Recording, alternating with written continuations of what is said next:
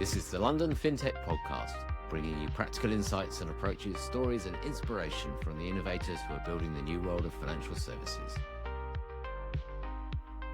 This podcast is brought to you by NextWave, strategy specialists and solutions for financial institutions. Welcome to London Fintech Podcast. Conferences make the world go round. Well, some might say that, and to a certain extent that's true. And the world certainly travels to conferences, especially if they are big enough to bring together all the key people and information in one place. Why do people go? I would say for me, it's to learn what's new and hot, to network and hear from experts, to find suppliers, partners, new clients, to feel the pulse of the industry. And it helps if the events are in glamorous places with great hotels, bars and restaurants, of course. Money20 is one of the biggest and viewed by many as the most influential fintech event in the world. And my guest today is Head of Strategy for Money20, Scarlett Sieber. Scarlett is formerly a banking innovation exec and now Chief Strategy Officer of Money20. So she has a front row seat to speak to executives at major banking institutions and to look across the whole industry at what's driving innovation and investment. So today I'm hoping to get a behind the scenes look at the world's biggest fintech conference. Certainly lots to talk about. Welcome, Scarlett. Thank you so much, Tony. Happy to be here. And I also did some consulting, so a bit in your world as well. So I've worked with a lot of banks having some of these conversations that I think you and I are going to have today. So who knows what we're going to uncover. Okay, so just before we talk about the conference and fintech landscape, can you just tell me a bit about you? I know you've been hands-on in big firm leadership roles, and you also hold some high-profile advisory roles, I believe. And I believe one of those is with NASA, which intrigued me. Yeah. So, I think for me, especially because you talked a bit about the innovation side of it, one of the things that I discovered being on these innovation teams within these large, highly regulated corporate environments is surprise. It's not as easy as it may appear. And there's a lot of different moving parts from the political landscape to measuring KPIs and what does success look like? How do you actually measure innovation? That is great to do with your peers within the industry. And there have been a lot of good groups that have brought those people together. But at times, especially when you're directly competing, it's a bit hard to get the details. And so one of the things that I always started thinking about is are there other areas of excitement or opportunity outside of financial services that may be having these similar problems? And that's actually what led me to NASA. I got invited to speak at their Cross Industry Innovation Summit and went down to Houston and the Space Center there and just had a really fascinating time with people from a variety of sectors and industries, and got quite close with who was the CTO at the time, is now the Chief AI Officer of NASA and is now in right outside of DC. Was just saying, hey, this is great. I think there's a lot more that we can do. And this is before my Money20 days, by the way. So I wasn't an event expert by any means, but I did see opportunities to really take new formats and learnings and how do we do and kind of build on this cross-pollination. So that's something that's still really important to me. While my world is definitely enveloped within the banks, the payment companies, the tech companies, I do like to look for inspiration and ideas outside of financial services to see how we can help shape and grow not just Money20, but the industry of financial services more broadly. Yeah, that's great. And I think it's really healthy to look outside the sector. Right back at the beginning of my consulting career, when pretty much .com boom and e-commerce was spinning up, we took a non-industry project on, and I was doing something with Richard Branson's online Virgin card dealing setup. And I remember going into one of the big banks to talk about it. And it was sort of oversubscribed. The meeting room was full of people wanted to know, how do you actually sell real product online, on the web, right? And it was... the FS sector was a little bit slow on the uptake, and there were a few things happening out there in retail that were leading the way. And we see that now. We do events where we've got one coming up in a week's time, actually, where we're going to be talking about AI control towers, and our tech partner for that is bringing someone from the media industry who's just adopted the same solution, and I think it's going to be really interesting. It's really nice when you think about things across industries, because they could be solving a similar problem and have a different solution. And like I said, especially when you're working with some of these very large global public companies, you have to find a way to KPI some of this stuff. And so seeing in other industries is always interesting. Like pharma has been one that I used to spend a lot of time with. Consumers, or for all the reasons you were talking about, we always, even at Money, bring a lot of these big consumer brands, because if you think about the movement of money, that it touches everything. But yeah, that's awesome. Richard Branson's one heck of a speaker, let's just say. Yeah. I didn't meet him personally on that project, but he famously turned up and announced that we were launching, and of course did it on a live interview on television. There you go. And that was the date, right? There was no plan to that date. In fact, I think the original was going to be 6 months later, so we just had to work backwards. Talking more about financial services sector, Money 2020, Yeah. and your role. What does it really mean leading strategy for a conference? That's a sort of curious alignment of an event series and a major role. I wonder what that means day to day. Yeah, it's interesting because with the banking background, I had been to Money 2020 many times. I'd been a speaker, I'd been a track chair, I'd been a sponsor, I'd been an attendee. And I've always loved the brand, and there was something very special about it. And so when this opportunity came up, um, it was basically a product role. But coming from the industry, I was like, well, people know what product means with like we're an event. Like what we don't have a I mean, our product is the event. So I sat there and I talked a bit with our president and I said, "Well, really what I'm going to be doing and what the role entails is to think about what does the future version of Money 2020 look like? Where are we going in the next 3 to 5 years? Who are the partners we want to bring along for that journey? Where are the geographies where we want to be actively playing in? Are there other products outside of the live events, which we do have some, including a global awards program? So in any case, like all of these things is about setting the strategic vision and direction of who is Money 2020 and where we're going. And obviously we are a public company or part of a public company. So the growth part had to be thrown in there because it's not growth is in revenue. And that's one reason why I kind of wish I didn't put that in my title because I get a lot of people thinking that I run sales and I do not. That's an area that I do not touch. And I think that's kind of nice too, is we keep church and state separate, for lack of a better word, where there is a very strong sales team whose job it is to sell the show. And then my job and my team's job is to make sure that we have the best product possible in the market now and in the future. Yeah, and I looked this up. I think you've been running since 2011, and one of your founders also founded Google Wallet. Is that right?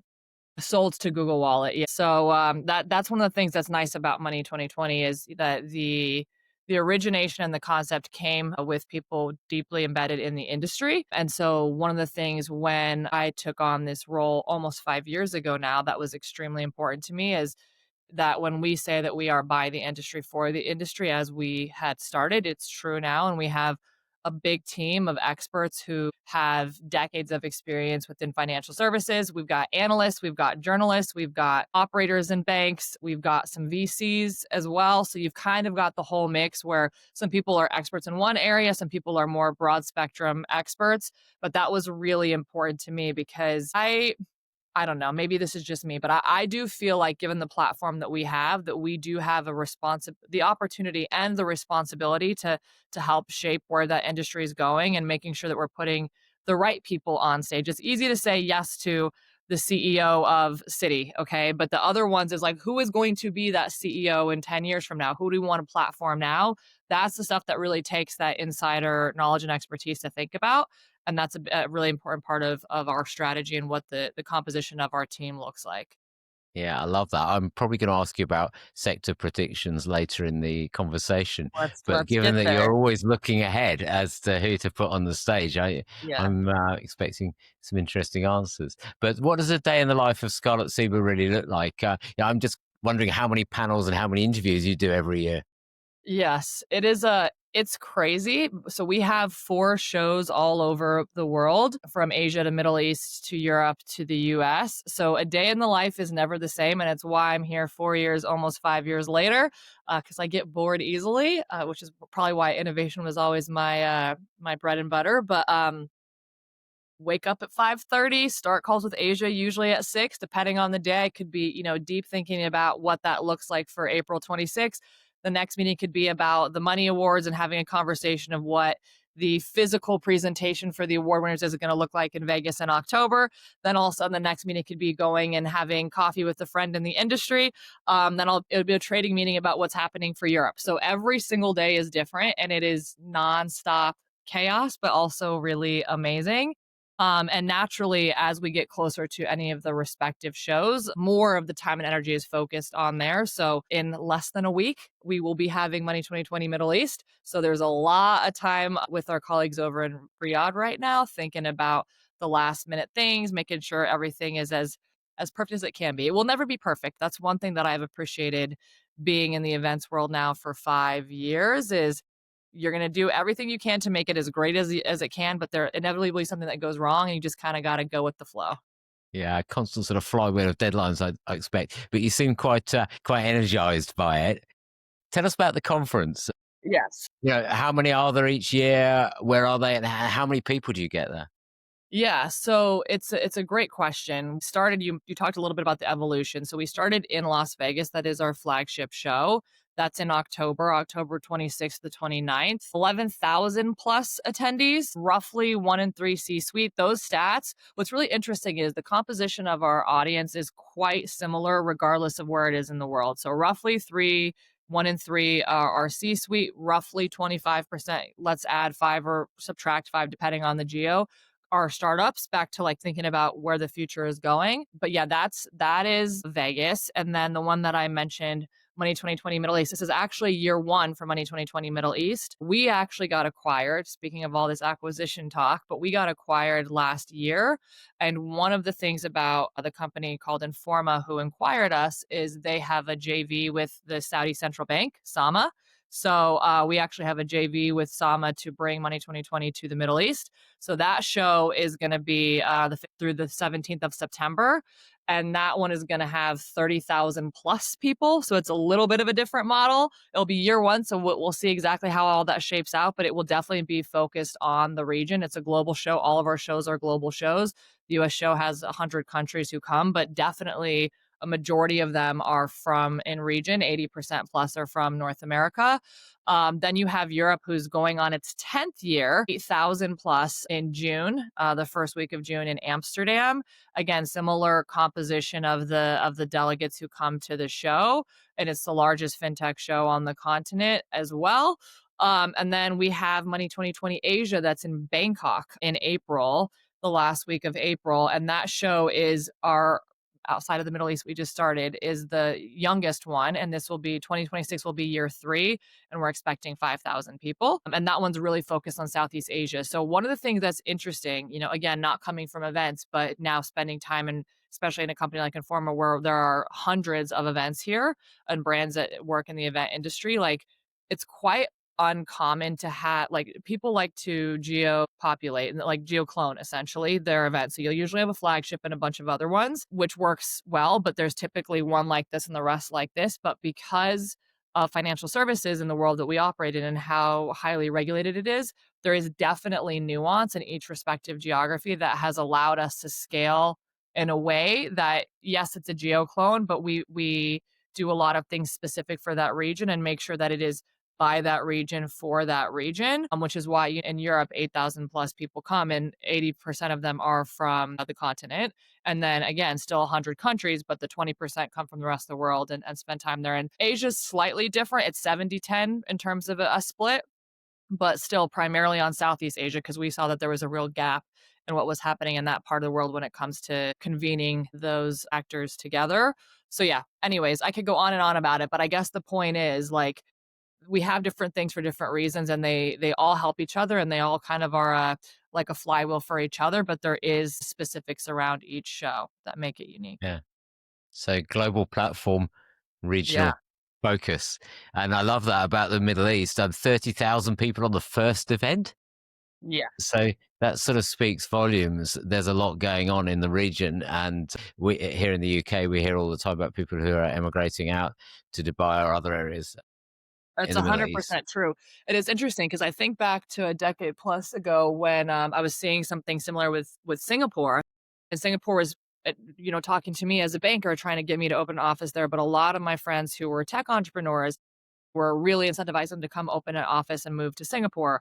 Well, the same thing now is happening in Saudi, and there is just so much energy and attention. I have 2 friends who live there, both fintech execs, who are now living in Riyadh.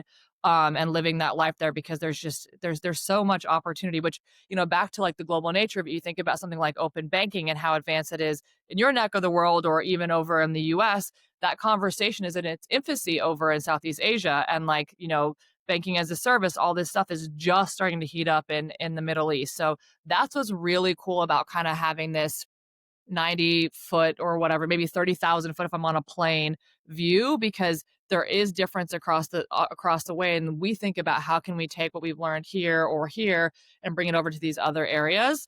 So it's exciting. Like I said, never a boring day. That's one thing for sure. There's a lot of hard days, but never a boring day.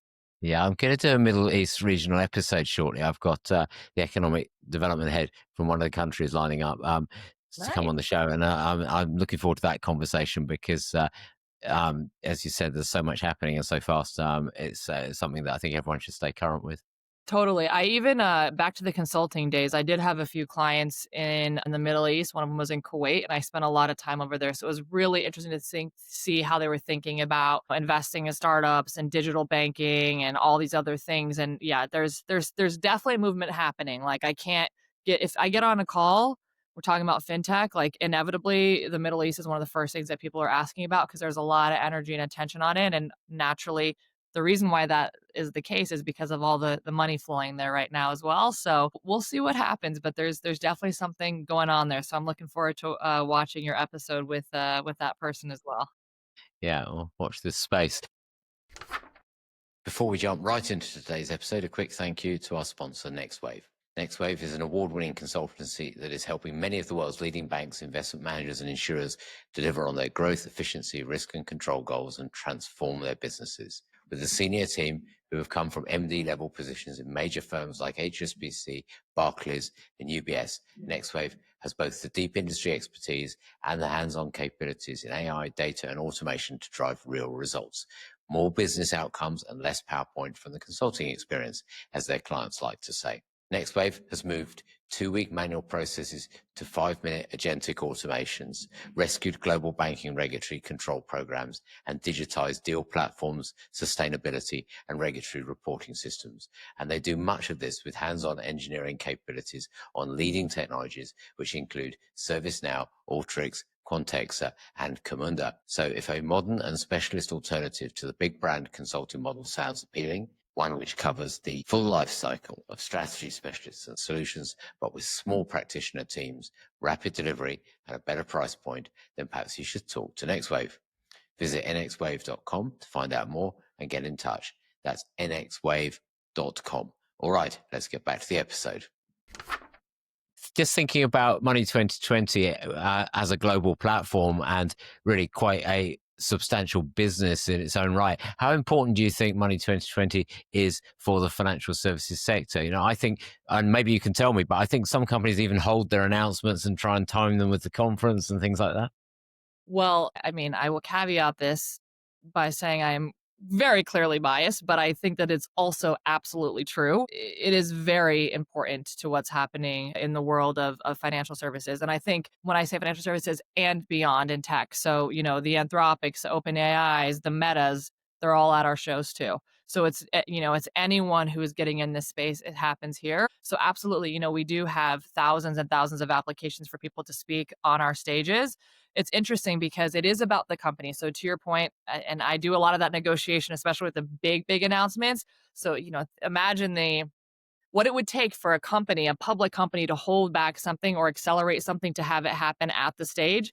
It's not easy, but it does happen because they know the power of the platform and they will utilize that as an opportunity. Even we've had regulators come and make huge announcements at the show because they see it as the opportunity to talk to the industry in one place, which is really important. But also, just like more broadly than that, it is about new products or new services, but also it's about platforming people. So if someone gets a brand new role, the US bank, one of the top 5 banks in the US, the CEO just got appointed this spring. This is her first outing, CEO Gunjan. This is her first outing coming to Money 2020 speaking in October. So there is this whole interesting thing about like raising the profile of people as well as companies. So I do believe genuinely that we have the opportunity and responsibility to help set the pace of where this industry goes and who we put on the stage, where we put on the stage, and who they kind of are in partnership with also really matters for those moments. But yeah, again, clearly I am biased, but I also, if I didn't work here, I would still believe that that was the case. And I did before I was here because I remember even on being on the banking side, thinking about how we were positioning what we're releasing to the market around the show, basically, or shows.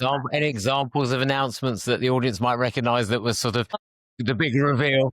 Yes, of course, so many. Okay, so let's just even rewind our hat a few months ago to what was happening in Amsterdam. Visa and Klarna made a big announcement about their partnership that just like got all the attention in the world. When Uber first started introducing Uber Money, they announced that at the show. Apple Pay, when they were first just start, I mean, Apple Pay's now been around for 10 years. When they were first just starting to get some of that traction a few years in, they came and announced, additional products and things around identity and verification at the show, a bunch of stats they hadn't released anywhere else. The tech companies do it, Citi and Google. A Citi completely converted over to Google as their backend and some of the things they were using to help with AI, which I think we're probably going to get to at some point. You can't have a podcast in 2025 and not talk about AI. But We'll get anyways, there. that also happened at the show. So, you know, again, we have literally hundreds of announcements at every single show. Some of them get a lot of attention when you have names like Klarna and Visa or Google or Citi or Uber.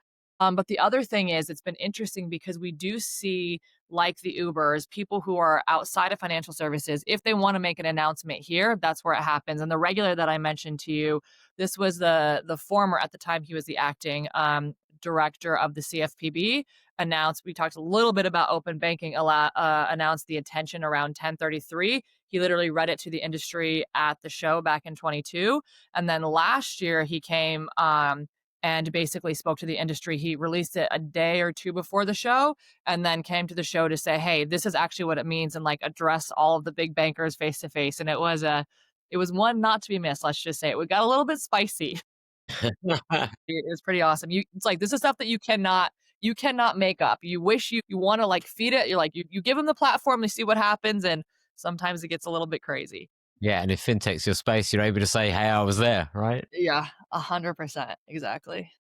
So, I mean, I think I know the answer to this one before I ask, almost given the scale of what you've been describing. But 5 years ago, when we were going through COVID lockdowns, there was always prospect of online conferences were going to be the way ahead, or we'd only be meeting in the metaverse. And I think most institutions have all gone back to the office pretty much full time. What are you seeing on the conference attendance side? It's a really good question. I am back in the office. This is not a virtual background. That's a building of New York City right behind my head right now. So we're seeing it real time too. I think that we've spent a lot of time looking at this. So I'll give you the answer to your question. But the first part of it I would say is, humans are humans. Okay. Like, yes, there are pieces that can, like, I'd say the way that the biggest shift that we've seen is how people ingest and take in content. That has shifted. Whereas before, our main stages would have 6, 7,000 seats. That's not the case anymore. Like, people are, when they go to a conference, they're not sitting there and watching content all day. E And it's interesting because arguably the power of our platform has gotten bigger and better year on year. So it's not that, it's just how and we've seen this, and this is a global thing, to your point about COVID. This is not a geo thing. This has happened across every single one of our shows, where when we think about the way that people engage with these moments, the smaller form stuff tends to work better. So we've severely reduced the amount of seats that we have in any of our stages. The stage is still grandiose, and if you're on that main stage, you're still the rock star amongst rock stars. But the audience is not going to be the same of depth as before, and they'll go watch clips or whatever afterwards. To coming to conferences, though, the point that I was making on the people or people piece is, there's a lot of technologies, there's a lot of financial services companies who are all kind of saying the same thing. And at the end of the day, people are going to want to do business with someone that they know, they like, or whatever else. And there's just something that you can't get that the same way virtually as much as you try, where you're in person, or, but part of it is about access too, right? So if I'm an entrepreneur, in Ireland, and I don't have the same access to all of the VCs in London, I go to Money20, I'm in line for coffee. Bam, one of the big VCs is there. You can't do that virtually. That just won't happen. So that's one of the things that we've really seen actually accelerate and get even stronger in terms of the volume of people who come to the show, is they really value that time more so than before. They still listen to content, they still go to content, but their focus and their primary goal is definitely on getting business done. So as important as the content is, as important as all the stuff that we've been talking about for the last few minutes is, getting business done is the number one priority. And the fact that the entire ecosystem of money comes together means that they can get that done in the most effective, efficient way than anywhere else. So we've definitely seen it come up. But like I said, the biggest shift has been how they take in content. So that was a bit of an ego thing in the beginning, and it's like, no, it's not actually us. It's actually just what people want to do and when they want to do it. They really do want to go watch that speaker, but they're going to prioritize the 3 sessions and then spend the rest of the time in meetings, as an example. Yeah. And you can say, "Don't worry, you're still presenting to 10,000 people," but, Exactly. two-thirds of them are online. And I love Yeah, that point exactly. about And you'll see them later. access. Access is so important. I think the other point is immersion, because we're all context switching all the time between competing priorities and digital media. So you sort of have to lift yourself out, take yourself somewhere and drop yourself in to really pay attention, or certainly that's true for me. I would the drop off rate on online webinars and can I watch this presentation to the end? I mean, I think is really high. So it's so interesting that you say that because it's exactly right. So immersion is the word that you use, which I think is right. The word that I use is that I was thinking about, and you said that, is intentionality and focus. So one of the formats that we've done from content and stages is a format called off the record, where if you are media is not allowed in the room and anyone else gets their phone taken away, it's still on you, okay, but it's put in a yonder pouch and closed. So you have to be present and focused on the session in front of you. So why do we do this? One, because it allows for conversations that these people with amazing things to say, with all due respect to our lovely PR and comms teams, once you put it on the big stage, they are a bit more measured and cautious on what they can say. Whereas if it's a closed room with 40 people, you can make eye contact with everyone. You feel a little bit more open and comfortable to be a little bit more vulnerable. But and I've been on so many of these rooms where you sit there, it's actually very weird to be the speaker because people are all actually staring at you. Like you're on the biggest stage, I'm looking around. Some people are obviously paying attention, but they're on their laptop, they're doing whatever. In this room, you're looking and every single person is actually engaged in watching you. It is such a unique and interesting feeling. And I think to your point a second ago, it is different because when we're doing things virtually, I mean, in this case, I turned all my notifications off. But if we were having a more casual chat, naturally this would be coming up. Someone would be walking by. There's just so many things that are going on. So yeah, totally agree with you. Yeah, it's what my kids' school do. Lock your phones away so you pay attention. Oh, Unusual they in just made a business rule in New context. York State. You cannot have any phones the whole time. No phones. Blah blah blah blah. I was like, oh wow, they're going real hard here. So let's see how that plays out. We'll get on to talk about the sector themes in just a moment. Last up, sort of Money 2020. There are some other big conferences out there as well. So how do you differ to something like Cybos, perhaps? Yeah, it's interesting. Cybos, so first of all, Swift is a customer of ours and comes to all of our shows, and we naturally platform Swift given who Swift is and what they do and the importance of them in the industry. There's a few things, right? So I'm a firm believer, and of course there are many other shows and other events, that this is a very big world and there shouldn't just be one. There should be others that offer and serve different things. I'd say what Cybos is one of the key strengths that they have is they really are focused on banking, like true proper banking. And they do have InnoTribe and all these things to take the other pieces. Whereas money is an ecosystem play where yes, banking is definitely at the core and payments is at the core. But I talked to you a second ago about the Anthropics, the OpenAIs, the Microsofts, the Metas, the Walmarts, they're all coming to the show as well. So it's a bit of a different play in terms of ecosystem. And then for us too, Cybos moves because they kind of have to with Swift, like to kind of keep neutrality. They move locations every year, whereas with us, like it's the same place every single time. You know what you're going to, you know what you're going to expect, and we have it based off of geos. Where theirs is global, ours is focused on specific geos. Is what I would say in terms of that one in particular. Yeah, I hadn't thought about the geography thing actually. The first time I got to go to Cybos, it was at 3 weeks' notice and it was in Sydney, Australia. So I was quite happy to do that. And the following year, it was in London, in Docklands, and it was slightly less exotic. But it definitely moves around. And I think recently it was in China and all sorts of challenges of actually getting there in a compliant way. It was in China last year. I was there the year that it was in London, same as you. And the first time that I went there was in Singapore.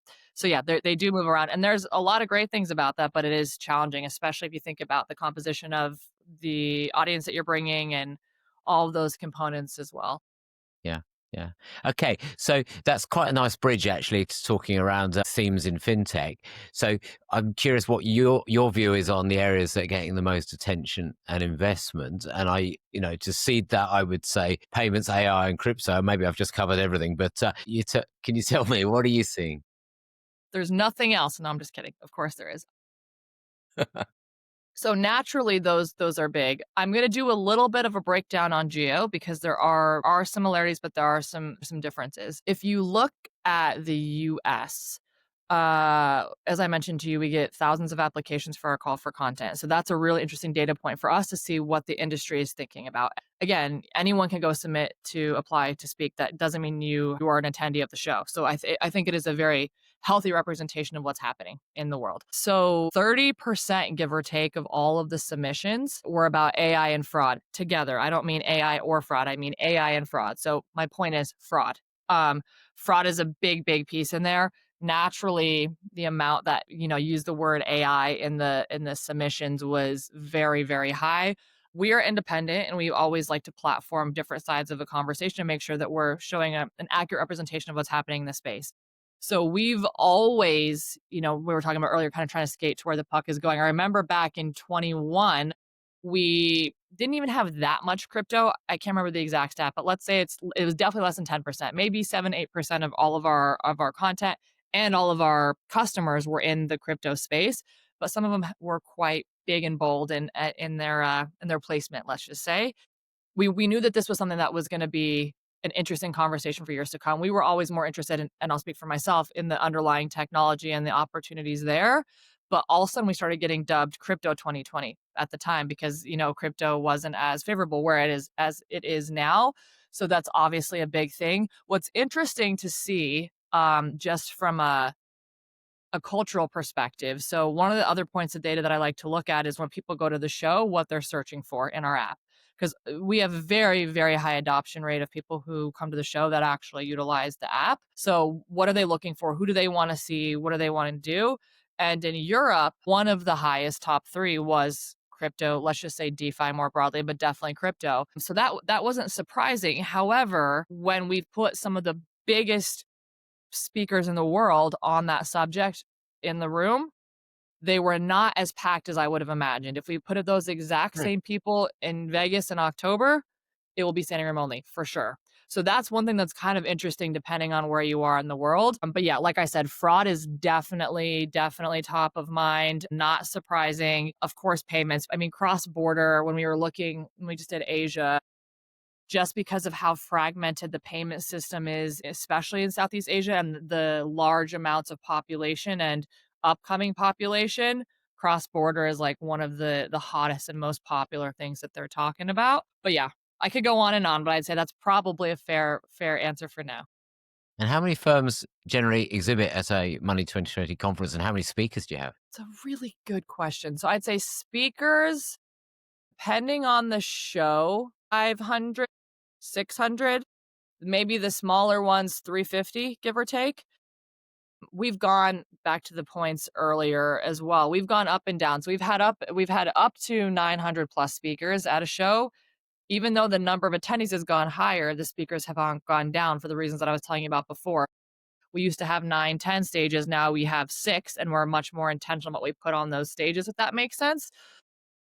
In terms of the number of customers, well, let's just say companies, because that could be an attendee or a sponsor. From obviously, we don't have the full data yet for the Middle East, so I won't include that. But if you look at Vegas last year, we had 3,400 companies plus came to the show. So 3,400 plus different companies, and we have hundreds and hundreds of sponsors. But companies coming in directly was 3,400 plus, which is crazy when you step back and kind of think about that. And then the other shows are a bit smaller naturally because the shows are smaller, but still thousands of companies.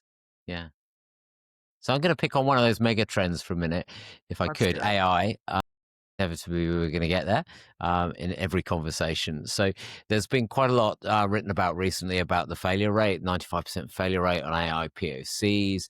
As any show you go to, uh, certainly the ones I've been to recently, 2/3 of the speaker roster has got AI in the topic somewhere. So how do you see AI changing the game in fintech?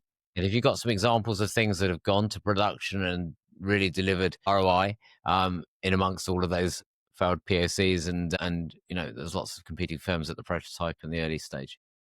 Yeah, that stat is crazy, and it's so funny because, as I said to you, I was kind of preparing this morning, and as I was walking in from the train to the office, there was a huge ad, and it was a playing card. It was the number 8, and it said only 8% of stuff has ever. I can't remember the exact thing, but literally on this point of like only 8% of stuff ever actually makes it. The other 92 fail.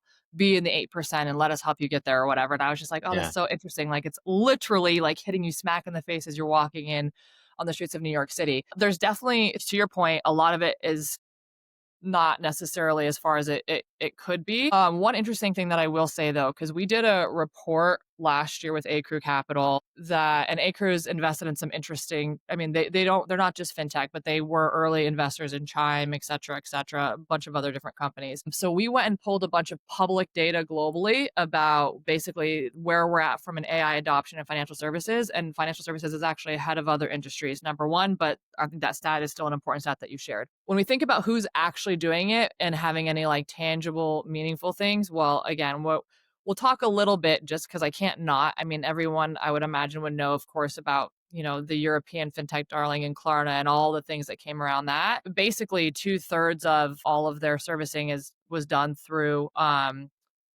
bots. But of course, because we also had David, the CMO, on in Europe a few weeks ago, and they are bringing humans back for some specific parts Yes. because they realize that guess what, humans are really good at some of the more emotional components of service, but they still are using different pieces for personalized shopping recommendations, et cetera, et cetera. So I can't not bring that one up.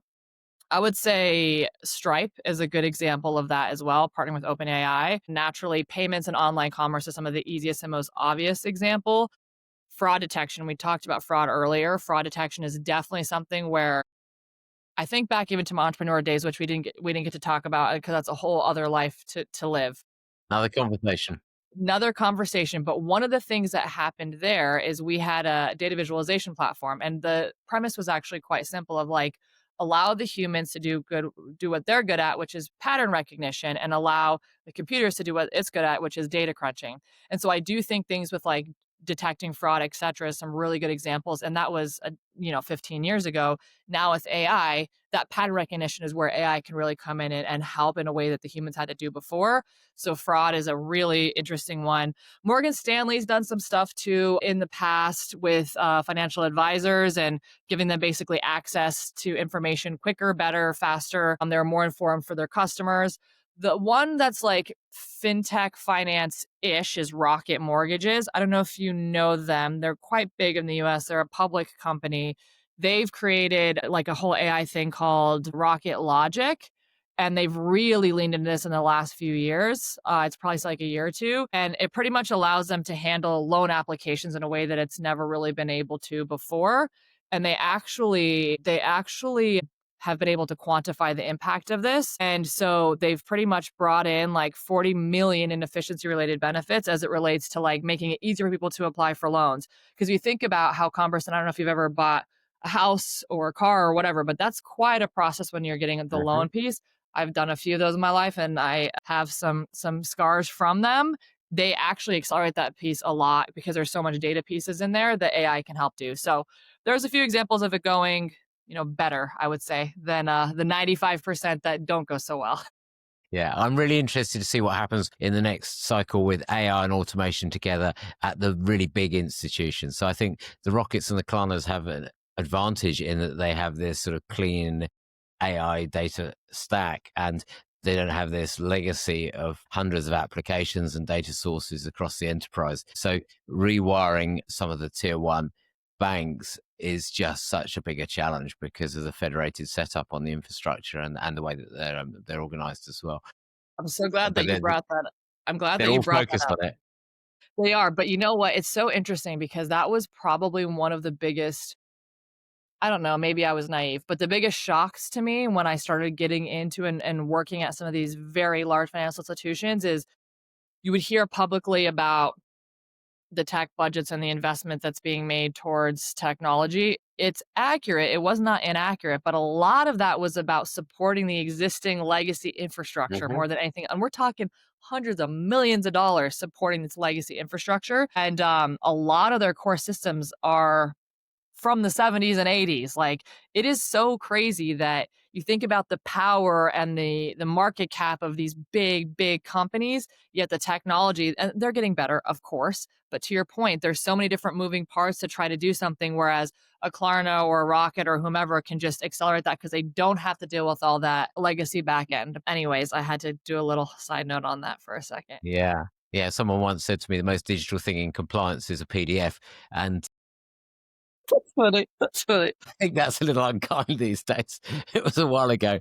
That's So funny. just looking forward a little bit. So what's your view on what AI innovations we're really going to see to start to scale out next? And you mentioned big tech a few times, actually. So I'm curious on your view of where the AI foundation companies, the big labs, Anthropic, OpenAI, Meta, where are they going to play in that landscape? Yeah. So maybe I'll give you a few examples of where I see AI playing next, and then I'll go into the our best friends at Anthropic and OpenAI, etc. So on the where it's going next, I actually a few years ago wrote a bit about this and did a few case studies on it for a book, but insurance is a really interesting application that I don't think we're seeing. I mean, insurance is a bit of an adjacent from us. We do have insurance, but not to the same degree as some of the other areas within financial services. Like health insurance, especially because if you think about like even a few years ago, if you have health insurance and you show that you have a gym membership, that'd even be enough. Like all of a sudden your money would be different. Like how much you pay would be different. And then other ones started tracking it. Well, are you actually going to the gym? But you could be sitting there and like eating bonbons while you're at the gym and you're actually not healthy, but you're doing it. Whereas now with AI, all the smart bands and fits and everything else, like there is an opportunity, I believe, that like we could have like dynamic pricing for health insurance and life insurance in a way that doesn't exist now, or car insurance too. Like there's some crazy stuff where you can actually see like variables of how quickly someone puts their foot on the brake or not, and that can actually tell you a lot. I'm sure there's a lot of stuff that's going to, be a little bit of violation of people's rights at some point, but I think the point is with AI, there's some real opportunities there that I get excited about. Probably the less exciting one is just claims processing and automation. It's the stuff that no one wants to talk about, but actually takes a lot of time, a lot of money to do in a more effective way. On our friends at the big tech companies, there's a lot, right? One thing that I feel like people aren't really talking about as much there is, let's just go back first. If you think about a decade ago, I was part of the teams that was acquiring some of these fintechs or investing in these fintechs. And this is a very common model in Silicon Valley as well. So you look for hyperscale, even though the company is getting more and more valuation and more customers, but they're loss making because they're going for hyperscale. And I feel like it's something that we're starting to see here with these big ones that we're talking about, where these companies are raising a ton of money and these big LLMs are selling dollars for 50 cents. Like I'm not sure how this is going to be a long-term sustainable business model the way that it's being priced and structured right now, because they're going out and raising more and more capital, but not really charging the end customer very much money. So I think that something is going to have to give there. And I'm a little bit worried about that pricing game and how that's going to play. But I do think in general, these ones are going to be sitting at the foundation of where we go from here. Of course, this thing, I thought I turned off one of the chats, but not the other one, Oh, is apparently. that yours? That's Sorry. mine. No, I thought it was off and then it wasn't. So now it should be properly off. Yeah, there we go. So in any case, like the build on the infrastructure and all the investment that's going there, I think is going to be really good. There is real opportunity for change, but the pricing is actually, I mean, everyone's talking about these companies, but I don't hear much conversation about that side of it. Is like, okay, how is this going to be long term sustainable and scalable based at the prices that they're charging now? It just doesn't seem like it's gonna. The math doesn't work to me. Is kind of where my head is at on that one.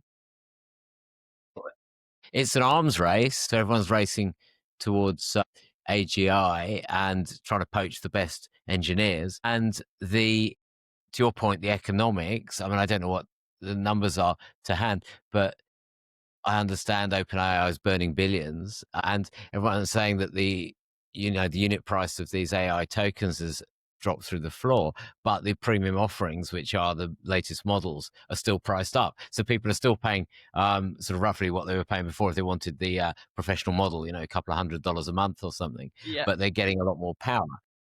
But that power is being, it has to be paid for somehow. Um, to your point, I not sure how that's going to play out at the moment. There's Yeah. just a ton of investment going in, so it's well propped up and supported for now. But and then there's the whole question of existential risk once we do create super intelligence, which is um, there's a lot of people seriously worried about that. It's it's a uh, it's a big topic. It's really so I don't get much free time with my life, personal and professional, but every now and then on a long road trip, I'll listen to some podcasts. And this might sound super random, but in any case, I listened to Theo Vaughn, who's a comedian, and he had Sam Altman from OpenAI on. And of course, like I like Theo because, well, his approach is very much like I don't know anything, teach me, and he gets these people who are really intelligent to explain things in a way that like anyone can relate to. So they had this conversation around the kind of existential crisis and what that means. And Theo went in kind of being like, all this is very scary and it makes me feel really uncomfortable. And Sam was just very calm about the whole thing and talking about how, just like 100, 200 years ago, things that we have now, people would have been very scared about. And it's how we're using it for our advantage. But I don't know. I also still have a bit of fear myself, I'm not gonna lie, even despite the 2.5-hour podcast. I'm not sure I feel fully assured, but there was definitely some things that he was talking about that got me feeling a bit more comfortable than maybe I had. But the other thing, because you were talking about the cost and we were talking about the cost a second ago, one of the things they were talking about was this like crazy big plant, for lack of a better word, like the power that it takes down in Texas and what it's doing to economies and cultures and the ecosystem. So that's a whole other thing. He's like, well, basically, the risk is worth the reward. He said, because once you do it well, then you can stop using that. But in the meantime, like, it's going to be a bit painful for a little bit, is basically what he said. So Yeah. we'll see on how all that works out. It's uncharted territory, and there are lots of commentators. I think Mo Gawdat, Jeffrey Hinton said retrain to be a plumber because that'll be the only job left. Then I heard a pod this week where someone said that the humanoid robots will be able to do plumbing in 5 years time. In which case, what is left? So let's I not get. really, yeah, I hope someone can do the cooking because I'm not a cook. I would like home cooked meals, is all I'm going to say. So that's what I'm looking forward to. Well, you'll get cooking. It'll be delivered in a driverless taxi, and yeah, and your agent assistant will do the shopping for you. So you'll be all There you set. go.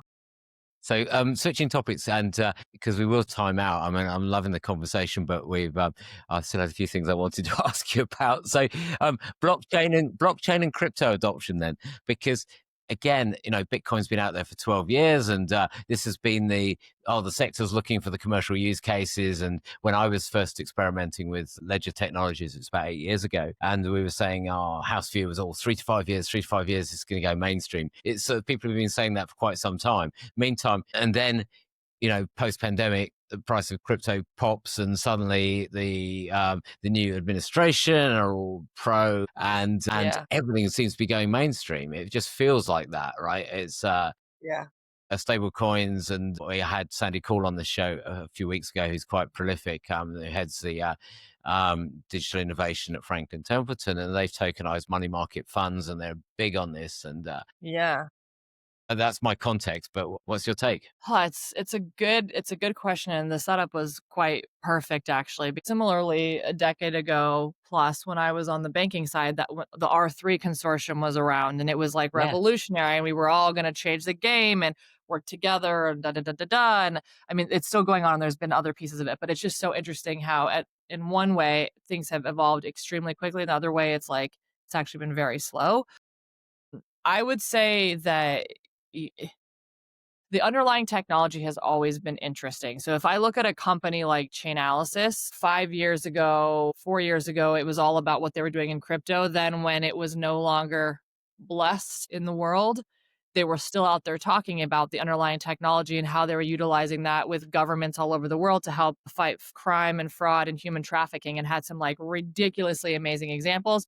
Now they're back more talking on the crypto components of it. There will be real movement here, is what I think. And there have been people who have been making smart, calculated bets and investments that they maybe have hopefully seen where in their minds where the puck was going, and that the regulation would change eventually, that they've been making the right investments and doing it in the right way. So I do think we're at maybe not a full inflection point, but if we were a bit here, it's going to start going more towards this world of stable coins and crypto, et cetera, more broadly. But even these big financial institutions have had things in the game for a while. Like Onyx at JPM has been around for a minute, and before the change in administration, our Farouk is they appointed him their co-head of payments before all this happened. So like I think they saw that there was a real opportunity there.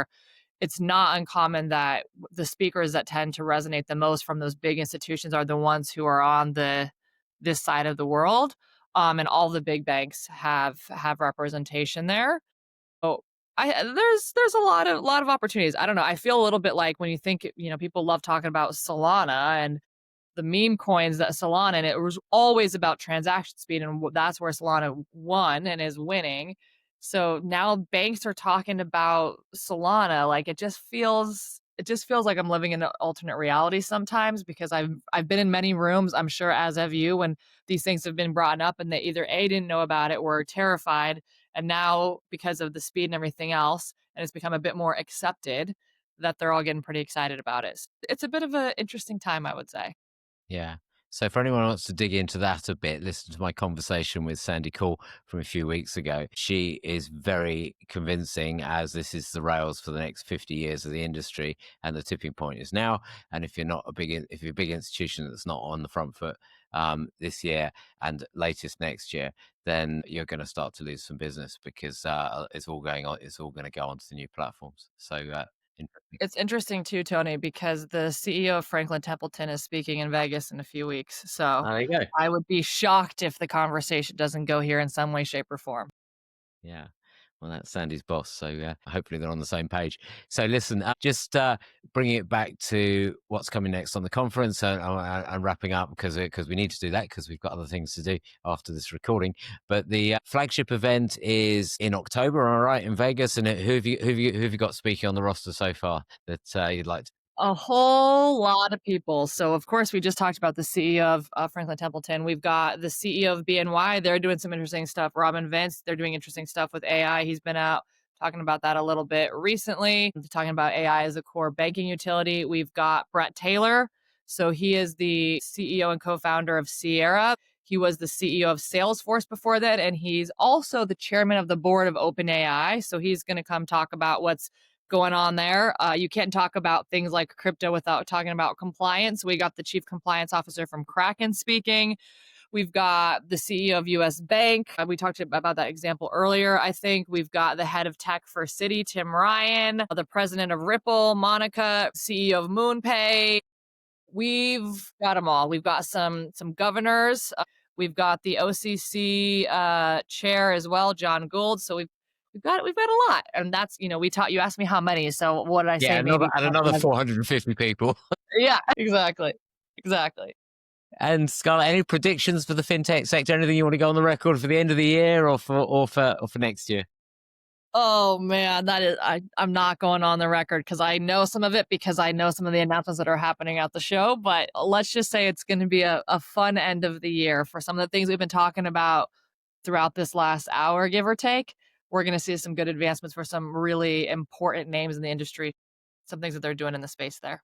Okay, so watch this space. There's a good reason to tune Yeah, in or turn yeah, up. Uh, yeah. Lastly, what are you reading or listening to, other than probably all the interesting things that hit your inbox, and 1,000 applications to get on the stage at the show? But anything else that you'd perhaps in your spare time that you're reading? Theo Vaughn is my guy. One of the things, we actually just started a new TV show with Cheddar and the New York Stock Exchange and Fintech TV called Taking Stock.